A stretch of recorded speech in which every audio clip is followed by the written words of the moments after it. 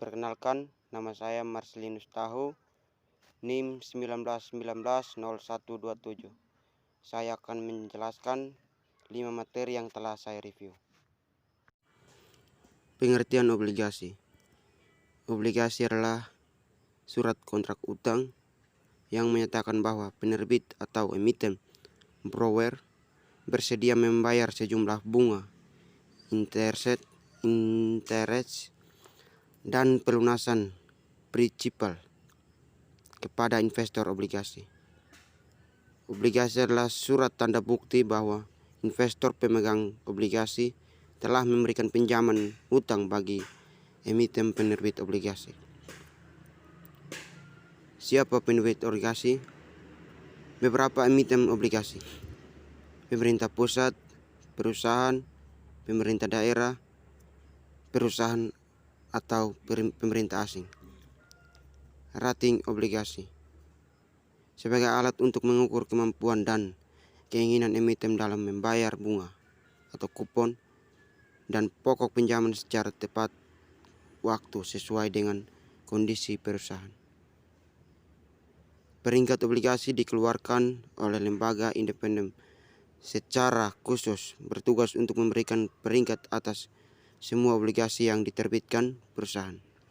Misalnya, Pevindo atau Pemeringkat Efek Indonesia dan PT Kasnik Credit Rating Indonesia. Contoh rating dengan status kreditnya. Rating AAA, status kredit excellent. AA, very good. A, good.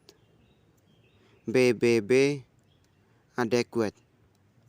BB, CCC, jong spekulatif. Penilaian obligasi. Penilaian obligasi berarti penentuan harga obligasi pada penilaian sekuritas atau termasuk obligasi pada present value. Dengan prinsip ini, nilai obligasi akan ditentukan oleh nilai intrinsiknya.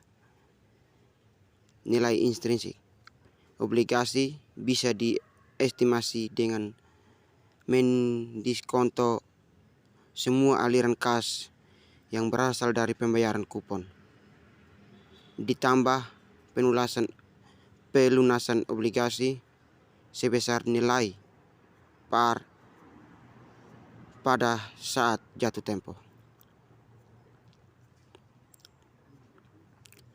Penilaian obligasi. Persamaan matematika untuk menentukan nilai intrinsik obligasi meliputi P sama dengan 2N sigma C1 per 2 per T sama dengan 1 dalam kurung 1 tambah R per 2 T tambah P pangkat P per 1 tambah R2 2N. Dalam hal ini P sekarang obligasi pada saat ini dalam kurung T sama dengan 0. Jumlah tahun sampai dengan jatuh tempo obligasi. C1 pembayaran kupon untuk obligasi atau setiap tahunnya. Tingkat diskonto yang tepat atau tingkat bunga pada pasar. PP nilai par obligasi.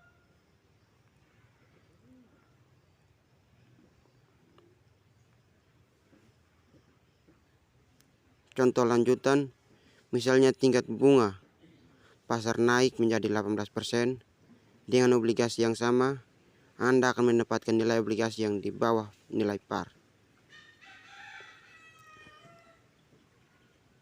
Risiko dan tingkat pengembalian. Konsep dasar risiko dan return. Ada dua aspek yang perlu dipertimbangkan oleh manajemen perusahaan, manajemen keuangan dalam pengambilan keputusan keuangan, yaitu tingkat pengembalian atau return, risiko atau risk keputusan keuangan tersebut. Return atau tingkat pengembalian adalah imbalan yang diharapkan diperoleh di masa mendatang. Return adalah tingkat keuntungan yang diharapkan. Risikonya adalah kemungkinan terjadi hasil yang tidak diinginkan atau berlawanan dengan yang diinginkan. Risiko ini kemungkinan terjadi penyimpanan dari rata-rata dari tingkat pengembalian yang diharapkan yang diukur dari standar deviasi dengan menggunakan statistika. Hubungan risiko dengan return yang diharapkan. Hubungan antara risiko return harapan merupakan hubungan yang bersifat searah atau linear. Artinya, semakin besar risiko atau aset, maka semakin besar pula return yang diharapkan atas aset tersebut. Dan sebaliknya. Risiko aset. Risiko aset dari suatu aset dapat dilihat dengan dua cara, yaitu dalam basis berdiri sendiri, on a stand-alone basis. Risiko tunggal dalam konteks portofolio, in a portfolio context. Risiko aset dalam suatu portofolio. Return aset tunggal dan risiko tunggal. Return aset tunggal merupakan investasi dari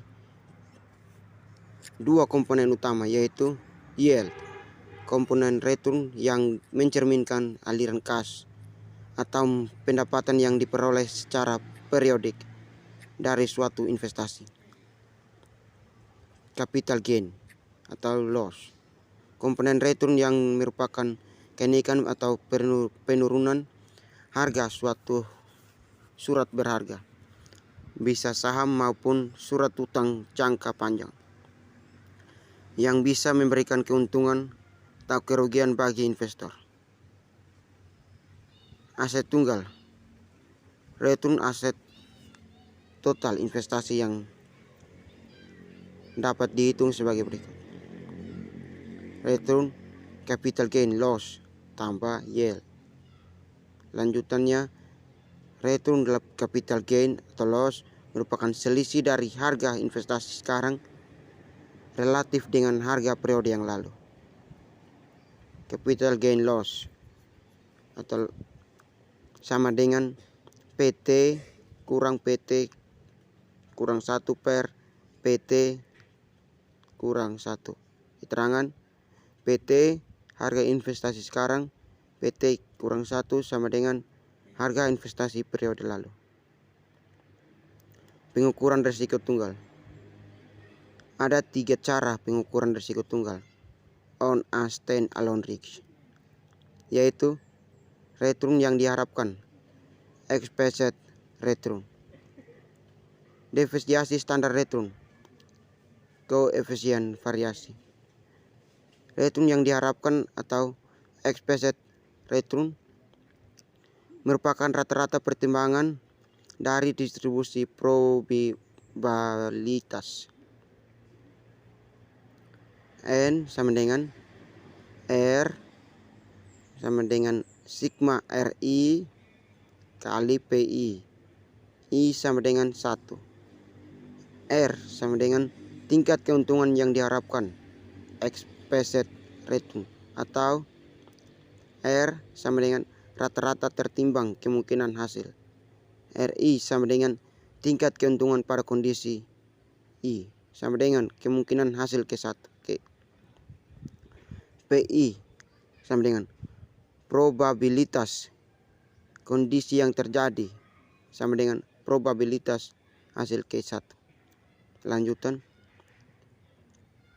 Distribusi probabilitas suatu daftar semua kemungkinan nilai beserta masing-masing probabilitas terjadi.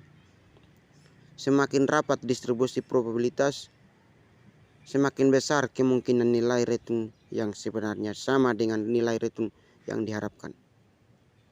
Oleh karena itu, semakin distribusi probabilitas, semakin kecil suatu aset. Distribusi probabilitas untuk Martin Products dan US Water. Tingkat pengembalian saham. Jika permintaan ini terjadi,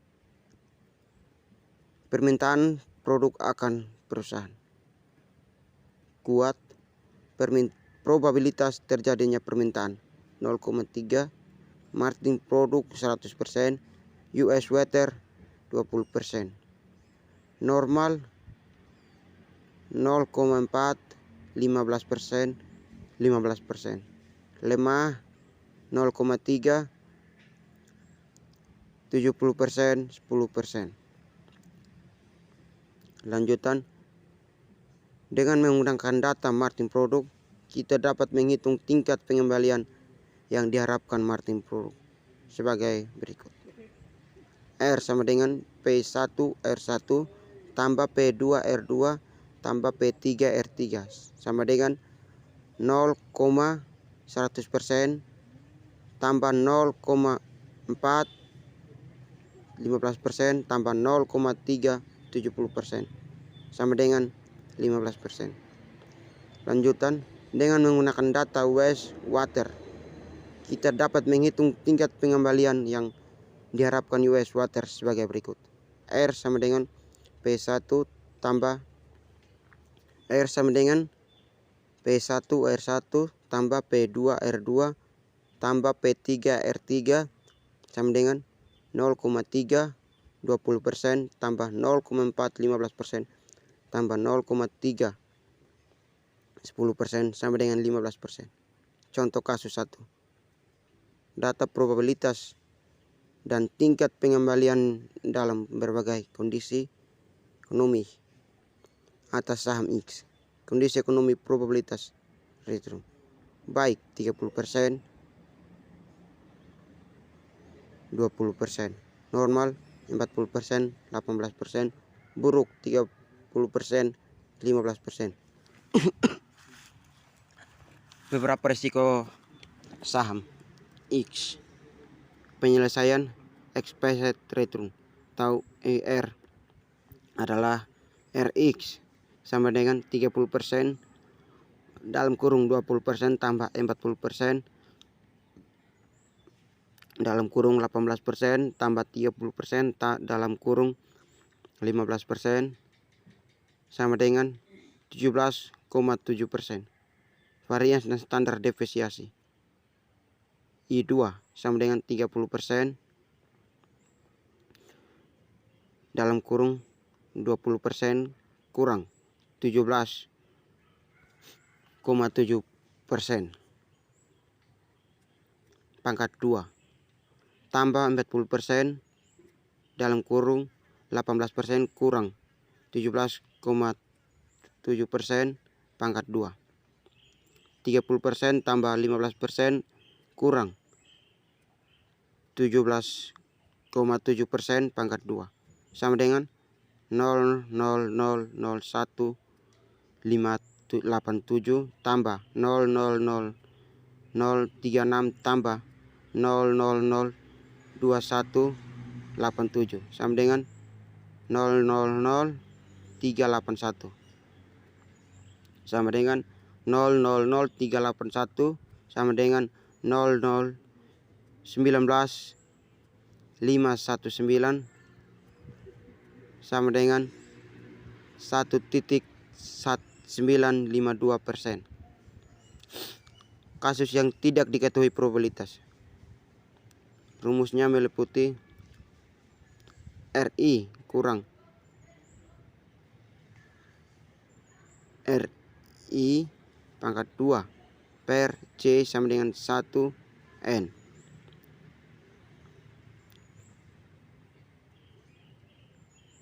RI kurang E RI pangkat 2 sama dengan J1N. Contoh kasus 2. Dari periode pengamatan dan tingkat pengambilan atas periode retum. 1 16%, 2 18%, 3 20%, 4 17%, 5 21%. Saham dan penilaiannya. Pengertian saham. Saham merupakan surat berharga yang diterbitkan emiten yang menyatakan bahwa pemilik saham mempunyai hak kepemilikan atas aset-aset perusahaan. Imbalan yang biasa diterima investor saham. Hak kepemilikan, dividen, capital gain. Tujuan penilaian saham. Saham merupakan aset finansial yang dapat dijadikan investasi. Penilaian saham dilakukan untuk menentukan apakah saham yang akan dibeli atau dijual dengan return yang diharapkan. Nilai saham dibedakan menjadi 3, yaitu nilai buku, nilai pasar, dan nilai intrinsik. Penilaian saham preference. Contoh 1, Microsoft mempunyai saham preference dengan dividen yang dibayarkan sebesar 1.500.000 tiap tahun.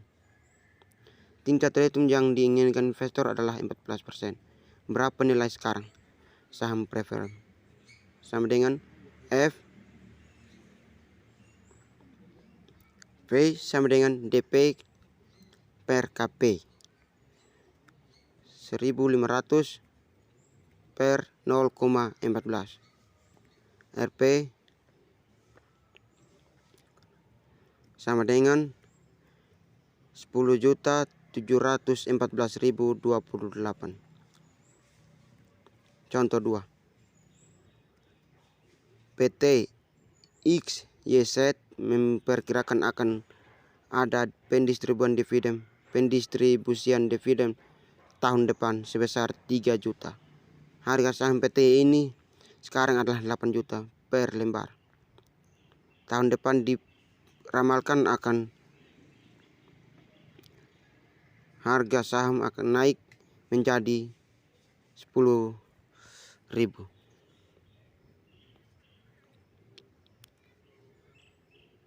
per lembar. Menjadi 10.000 per lembar karena perusahaan baru saja memenangkan proyek besar dari pemerintah. Berapakah expected return dari saham PT XYZ? R sama dengan 3.000 tambah 10.000 kurang 8.000 per 8.000 sama dengan 62,5%. Biaya modal perusahaan. Biaya modal perusahaan meliputi aset. Biaya modal atau cost of capital adalah biaya real yang harus dikeluarkan oleh perusahaan untuk pengadaan aset operasional suatu perusahaan. Modal dapat dilihat di neraca sisi kanan. Utang, saham biasa, saham preference, dan laba ditahan. Penentuan besarnya biaya modal ini dimaksudkan untuk mengetahui berapa besar biaya real yang harus dikeluarkan perusahaan untuk dana yang diperlukan.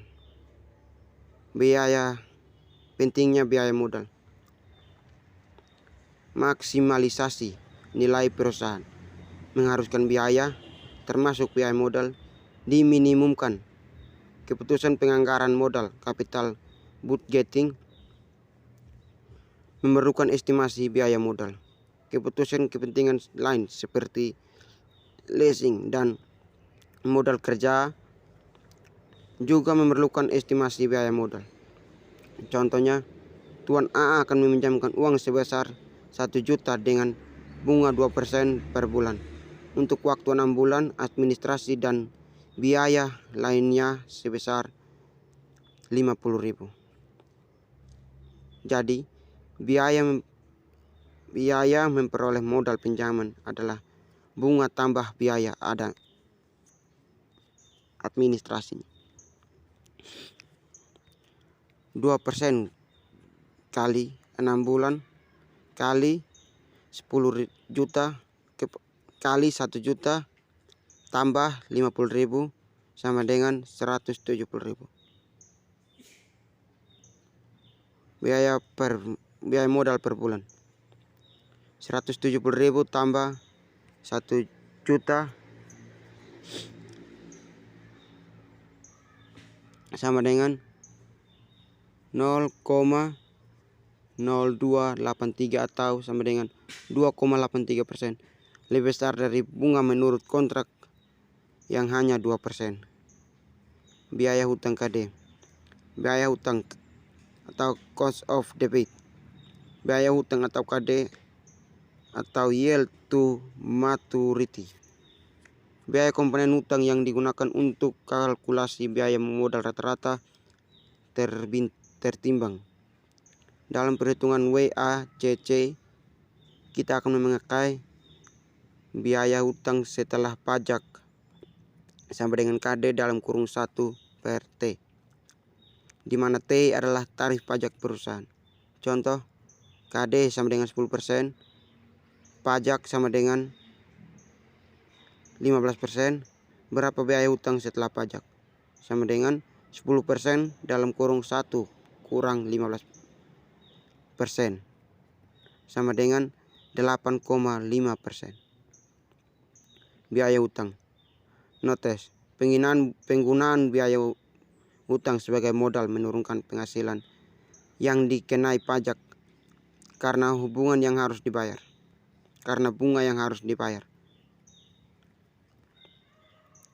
Karena itu, penggunaan hutang dapat mengurangi pajak yang dibayar dalam kurung tax deductible. Contoh 2, suatu perusahaan membeli bahan baku secara kredit. Bunga dari kredit tersebut sebesar 10%. Tingkat pajak penghasilan tax rate 40%.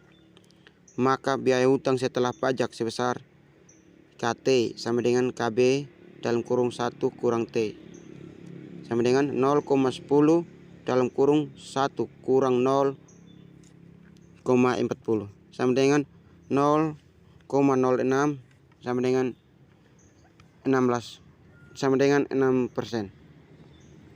Penganggaran modal. Penganggaran modal suatu konsep investasi. Dikatakan sebagai suatu konsep investasi sebab penganggaran modal melibatkan suatu peningkatan atau penanaman dana di masa sekarang dengan harapan memperoleh keuntungan yang dikehendaki di masa mendatang.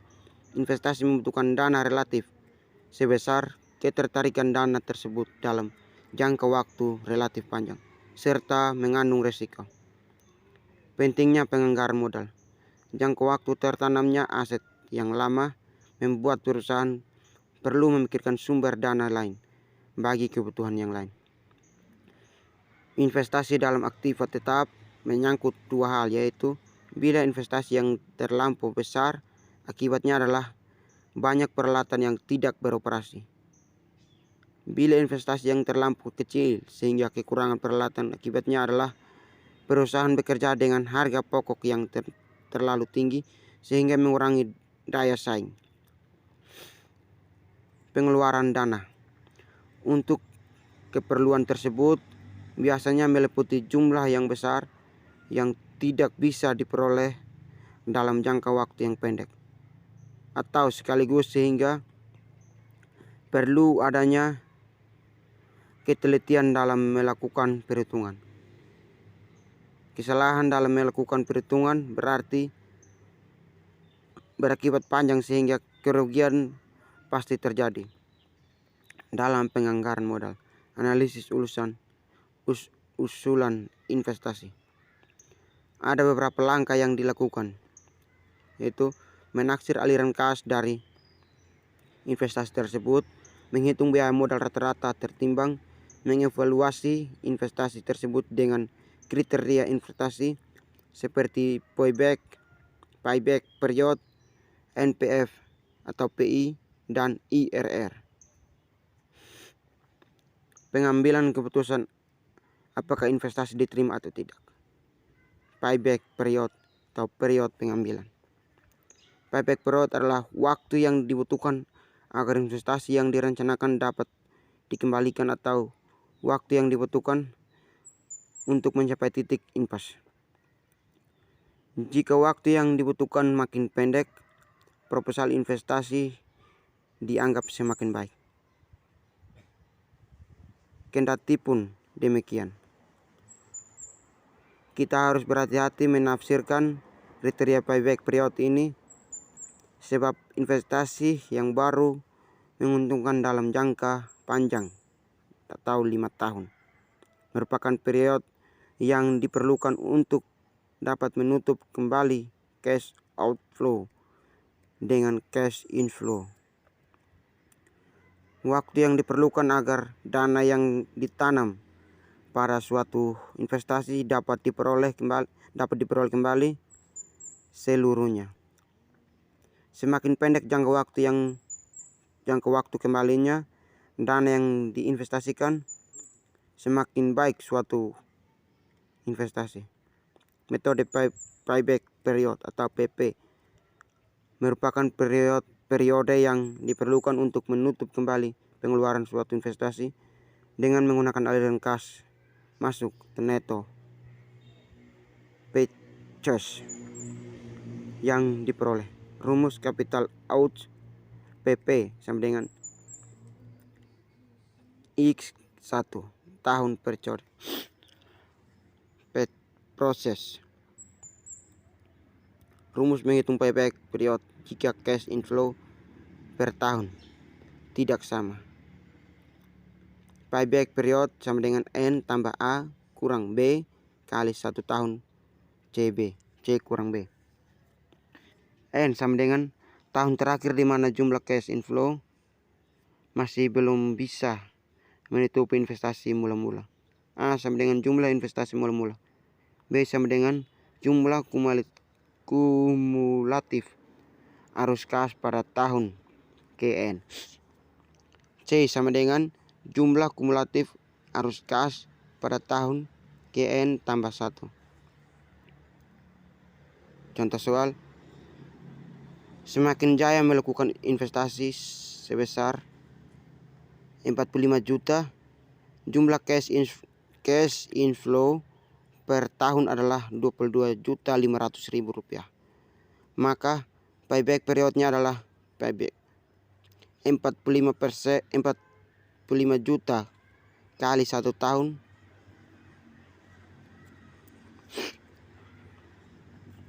Rp22.500.000 sama dengan 2 tahun. Artinya dana yang tertanam investasi sebesar 45 juta rupiah akan dapat diperoleh kembali dalam jangka waktu 2 tahun. Terima kasih telah menontonnya. Sampai jumpa.